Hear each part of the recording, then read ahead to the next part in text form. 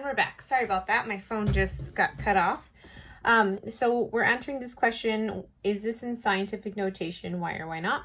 And in this particular case, you want to take a very close look at your factor here. Okay, 0.9, is it a number that is 1 or greater or less than 10? And here, no, it is not. So this is not written in standard form, sorry, in scientific notation. So the first factor is 0.9, or it is less than 1. So there's no way that this is in scientific notation.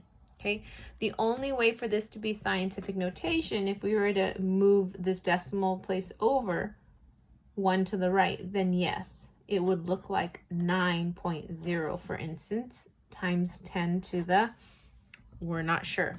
So if I were to, I'm going to have to expand this out here. If I had 0.9 times 10 to the negative 5th, that's like me taking this over 1, 2, 3, 4, 5. Okay.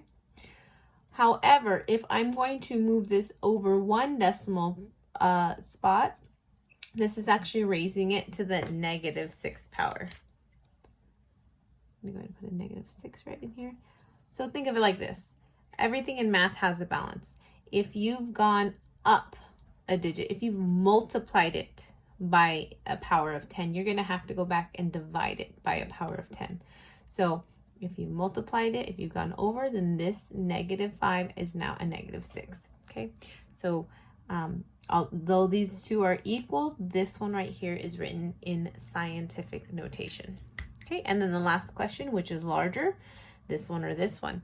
So if you actually take a look at the exponents, you see that this first one has a power, or is multiplied by a power of 10 to the negative 3rd versus times 10 to the negative 2nd.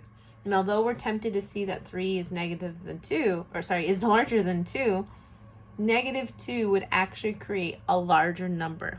Okay, so in this case, we have 3 times 10 to the negative 2 is larger because its exponent is larger. And if you don't believe me, you can expand these two numbers out and see that this one right here has a greater value. At this point, I would urge that you go ahead and try your turn number 6 on the previous page, on page 48. Go ahead and give 9, 10, 11, your turn, a try on page 49. And again, this is all listed in the suggested distant learning page.